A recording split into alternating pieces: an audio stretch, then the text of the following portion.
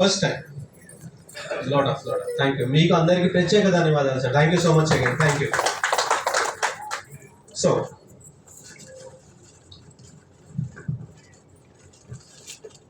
Company ప్రస్థానం start అయినప్పుడు ఒక 6 నెలలు 8 నెలల క్రితం ఎన్నో అనుమానాలు, భయాలు, సంశయాలు, అపోహలు కదా.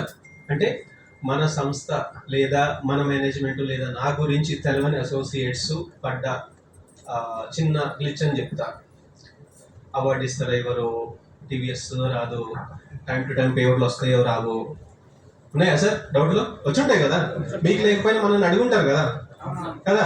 గోవా తీసుకుపోతారో లేదో, టైం టు టైం ప్రోడక్ట్లు వస్తాయో రావో, రీఛార్జ్ అవుతుందో లేదో, ఉండదా లేకుండా క్వశ్చన్స్ అన్నీ ఉన్నాయి కదా. ఇవాళ కూడా ఉన్నాయా? ఉండవు. మన జీవితాంతం ఉండవు. ఇది నా హామీ. ఉండవు.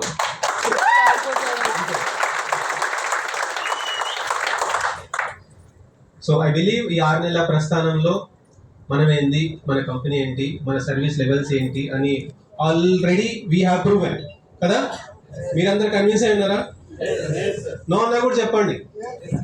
మొహమాటం లేదు. నేను మళ్ళీ ఇక్కడ మన కంపెనీ అట్లాంటిది కాదులే, లేదు నెగిటివ్ అయితే పక్కకు మాట్లాడు, వీడియో పొగుడు, స్టేజ్ మీద కూడా అట్లాంటివి ఏమి ఉండవు సార్. నెగిటివ్ అయినా సరే నేను బజాబ్తో చెప్పండి ముఖం మీద అంట. రైట్? సో